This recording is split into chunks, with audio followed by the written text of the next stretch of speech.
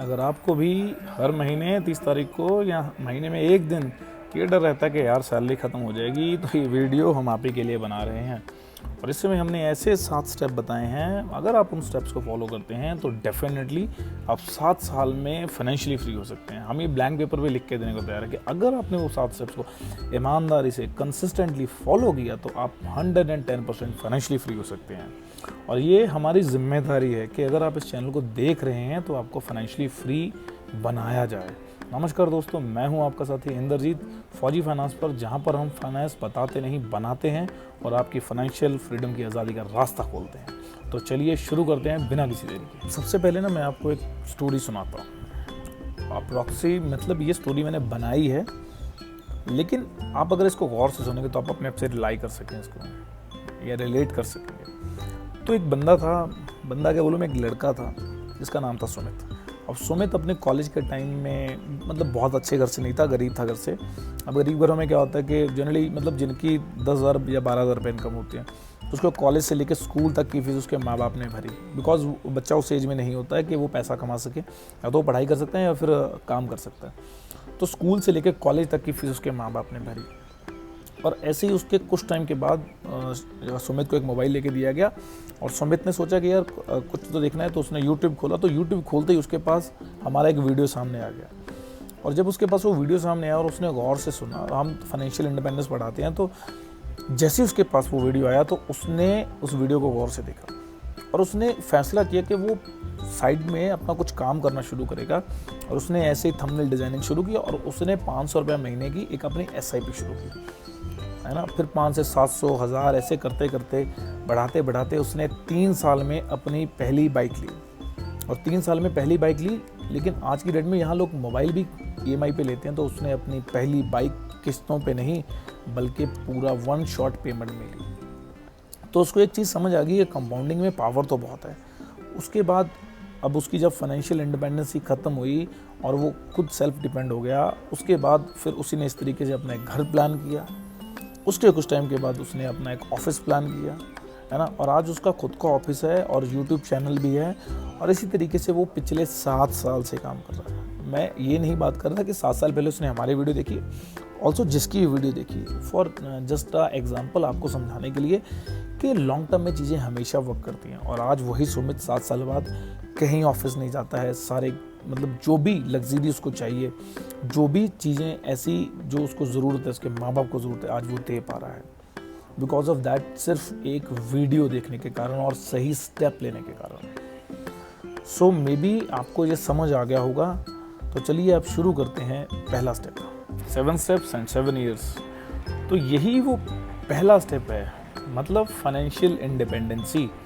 ये वो स्टेज होती है जब आप दूसरों के ऊपर डिपेंड होते हैं। और बेसिकली इंडिया में क्या होता है ना कि हम जब स्टूडेंट टाइम पे होते हैं, जहाँ जस्ट कॉलेज पास आउट करते हैं, उस टाइम पे या तो हम माता पिता के ऊपर डिपेंड होते हैं या बहन भाई के ऊपर, या फिर कुछ केसेस में हम ये बोल सकते हैं कि रिश्तेदारों के ऊपर डिपेंड होते हैं। और यही वो स्टेज है जहाँ से आपको सबसे पहले निकलना है। जी हाँ, आपको सबसे पहले अपना कंफर्ट जोन छोड़ना है और फाइनेंशियल इंडिपेंडेंसी से बाहर निकलना है और खुद के ऊपर डिपेंड होना शुरू करना है। दूसरा और जो सबसे अहम स्टेप है वो है फाइनेंशियल सॉल्वेंसी, यानी कि आर्थिक समाधान। अब आप जब भी वहाँ से निकलें, आप कोई भी काम करिए, छोटे से छोटा काम करिए। आपको जो काम नहीं भी पसंद है ना, वो भी करिए। बिकॉज होता क्या है ना, इंडिया में बहुत सारे लोग ऐसे हैं जिनको काम पसंद नहीं भी है लेकिन तो भी करते हैं। बिकॉज उनको वो पहले स्टेप से बाहर निकलना है। उनको अपना कंफर्ट जोन छोड़ के फाइनेंशियल इंडिपेंडेंसी छोड़कर फाइनेंशियल सॉल्वेंसी पे आना है। आप उसके लिए कोई भी काम करें, ऑनलाइन करें, ऑफलाइन करें। अगर आपके पास मतलब आप ऑफलाइन कुछ नहीं कर सकते हैं तो आप ऑनलाइन करें, आप थंबनेल डिज़ाइनिंग करें, फ्रीलांसिंग करें या स्क्रिप्ट राइटिंग करें, एंड कुछ भी ऐसा जिससे आपको थोड़े पैसे मिलने शुरू हों, भले रोज़ का 100 रुपया ही मिलना शुरू हो। अब जब आप ऐसा करेंगे तो आपके पास कुछ पैसे आने शुरू होंगे और आप खुद के ऊपर डिपेंड होना शुरू कर देंगे, यानी कि सेल्फ डिपेंड होना शुरू करेंगे। और इसके बाद हम बात कर रहे हैं तीसरे स्टेप की। अब बात करते हैं तीसरे और इम्पोर्टेंट स्टेप की, जिसको हम बोलते हैं फाइनेंशियल स्टेबिलिटी। देखिए, एक बात बड़ा क्लियरली समझिए कि आपको तीसरे स्टेप में पहुंचने के लिए टाइम लग जाएगा। मे बी 3 महीने, मे बी 6 महीने और मे बी 1 साल। जी हाँ, ये डिपेंड करता है कि आप किस तरीके की जॉब पे हैं। और अगर आप 100 रुपये रोज़ कमा रहे हैं, मे बी आपको 6 महीने लग जाएं। अगर आप 500 रुपये रोज़ कमा रहे हैं और आप 3 महीने में भी आ सकते हैं। तो ये तीसरा स्टेप है, बहुत इंपॉर्टेंट होता है। अब इस स्टेप में क्या होता है कि आपके पास थोड़ी फाइनेंशियल सेविंग्स हो जाती हैं, आप इमरजेंसी में खुद को संभाल सकते हैं, ज़रूरत पड़ने पे आप माँ बाप को थोड़ी सपोर्ट कर सकते हैं।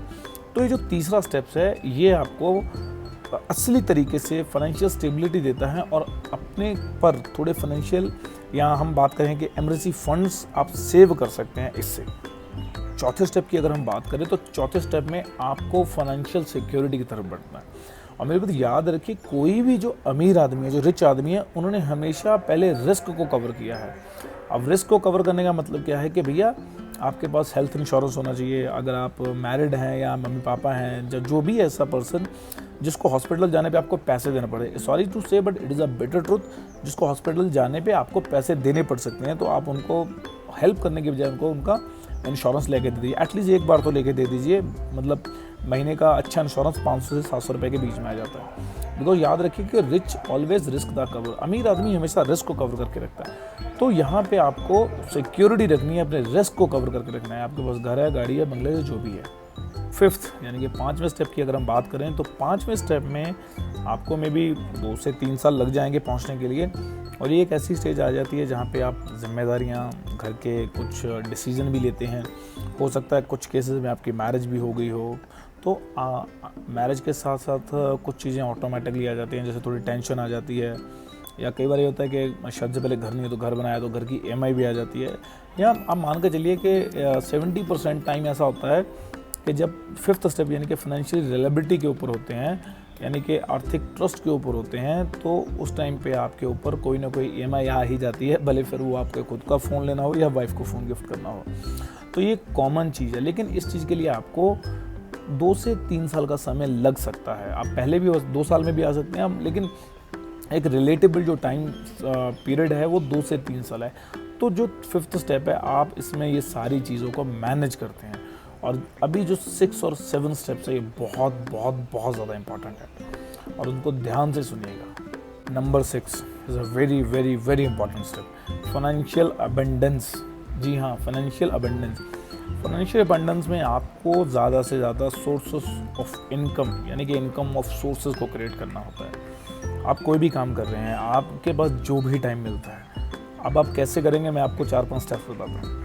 अगर आप 9 to 5 का जॉब कर रहे हैं या 10 घंटे भी जॉब कर रहे हैं ना, अब जो भी काम कर रहे हैं, अब आपकी शादी हो गई है, ऑल्सो बच्चे नहीं हुए होते स्टेज में, तो आप अपने पार्टनर के साथ बैठिए, सारी चीज़ों को डिस्कस कीजिए। बी ऑनेस्ट, है ना, कुछ भी छुपाना नहीं, बी ऑनेस्ट, डिस्कस कीजिए।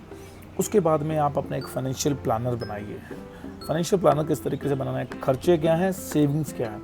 हमेशा याद रखिए कि सेविंग्स को पहले निकालना है, जो बचा हुआ पैसा है उससे खर्चा करना है।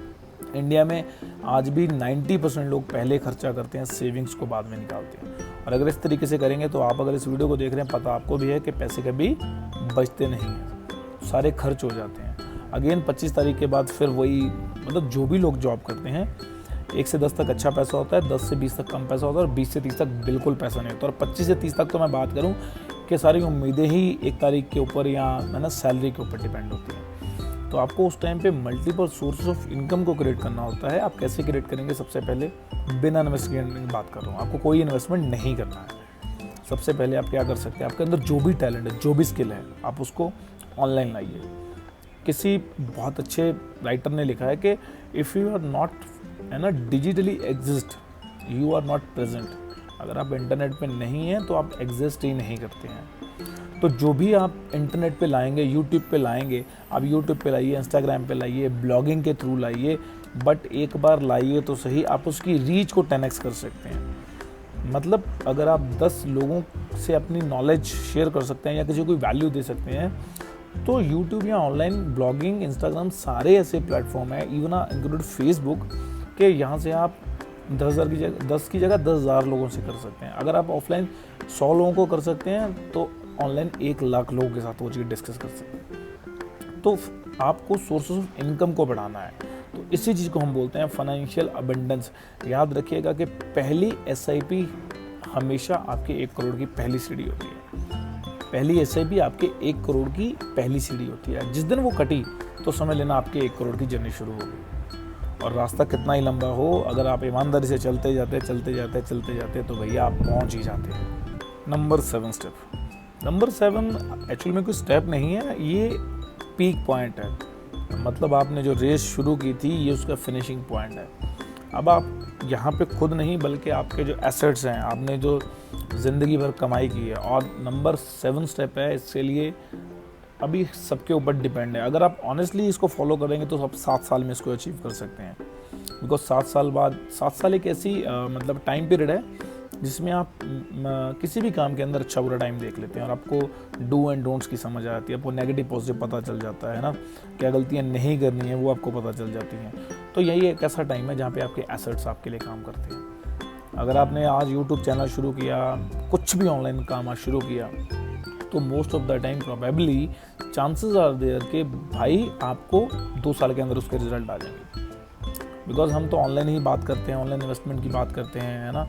ऑफलाइन बहुत सारी चीज़ें होती नहीं हैं। मतलब ऑफलाइन क्या करेंगे, अगर आपकी दुकान है ना तो ऑफलाइन आप मतलब कितने कस्टमर को देख पाएंगे, लेकिन अगर आप उसको ऑनलाइन ले आते हैं यूट्यूब पे, इंस्टाग्राम पे, ब्लॉगिंग पे, कहीं पे भी, तो आप अपने कस्टमर को 10 गुना बढ़ा सकते हैं। अगर कस्टमर बढ़ गया तो प्रॉफिट और मार्जिन सब अपने आप बढ़ जाते हैं। तो यहाँ पे आपकी दुकान आपके लिए 10 गुना काम कर सकती है, आपका यूट्यूब चैनल आपके लिए 10 गुना काम कर सकता है, या ब्लॉग, जो वीडियो आपने आज बना दिया, दुकान आपने आज लेकर रेंट पर लगा दी है, वो सारी ज़िंदगी आपको एक एसेट के रूप में फ्लो देता रहेगा। मैं आपको एक बड़ी प्यारी बात बता रहा हूँ, आपको ना एक बुक ज़रूर पढ़नी है। और पहली तो ये है कि भाई वो बुक बहुत छोटी है, मैं इसलिए रेकमेंड कर रहा हूँ। हार्डली 50 से 60 पेजेस हैं। बुक का नाम है the parable of the pipeline. The parable of the pipeline ना, ब्रूनो और पैब्लो, 2 दोस्तों की स्टोरी है, बहुत ज़बरदस्त है। मेरी ज़िंदगी की सबसे पहली बुक थी, है ना, the parable of the pipeline. Because मुझे उस टाइम पे बुक्स पढ़ने की हैबिट नहीं थी, तो मेरे जिस मेंटर ने मुझे दी थी बुक, तो उन्होंने मतलब उनको ये पता होता है ना। अब मुझे पता है कि किसी बंदे को अगर बुक्स पढ़ने की हैबिट मतलब स्टार्ट करवानी है तो उसको कौन सी बुक सबसे मतलब थोड़ी इंटरेस्टिंग भी हो, ज़्यादा मोटी भी ना हो, और वो पढ़ भी ले आसानी से। मतलब उसकी जो लैंग्वेज है, उसके अंदर जो लिखा गया है वो आसानी से भी समझ आ जाए। तो पैराबल ऑफ द पाइपलाइन को ज़रूर पढ़िए, आपको फाइनेंशियल की पूरी कहानी समझ आ जाएगी कि एसेट्स काम कैसे करते हैं। और अप्रॉक्सीमेटली जो मैंने 7 साल का टाइम आपके साथ डिस्कस किया ना, वो भी आपको अच्छी तरह से समझ आ जाएगा। वो बुक बहुत अच्छे से डिफाइन करती है इन चीज़ों को। अगर आपको भी हर महीने 30 तारीख को या महीने में एक दिन ये डर रहता है कि यार सैलरी ख़त्म हो जाएगी, तो ये वीडियो हम आप ही के लिए बना रहे हैं। और इसमें हमने ऐसे 7 स्टेप बताए हैं, अगर आप उन स्टेप्स को फॉलो करते हैं तो डेफिनेटली आप 7 साल में फाइनेंशियली फ्री हो सकते हैं। हम ये ब्लैंक पेपर पे लिख के देने को तैयार है कि अगर आपने वो 7 स्टेप्स को ईमानदारी से कंसिस्टेंटली फॉलो किया तो आप 110% फाइनेंशियली फ्री हो सकते हैं। और ये हमारी जिम्मेदारी है कि अगर आप इस चैनल को देख रहे हैं तो आपको फाइनेंशियली फ्री बनाया जाए। नमस्कार दोस्तों, मैं हूं आपका साथी इंद्रजीत, फौजी फाइनेंस पर, जहां पर हम फाइनेंस बताते नहीं बनाते हैं और आपकी फाइनेंशियल फ्रीडम की आज़ादी का रास्ता खोलते हैं। तो चलिए शुरू करते हैं बिना किसी देरी के।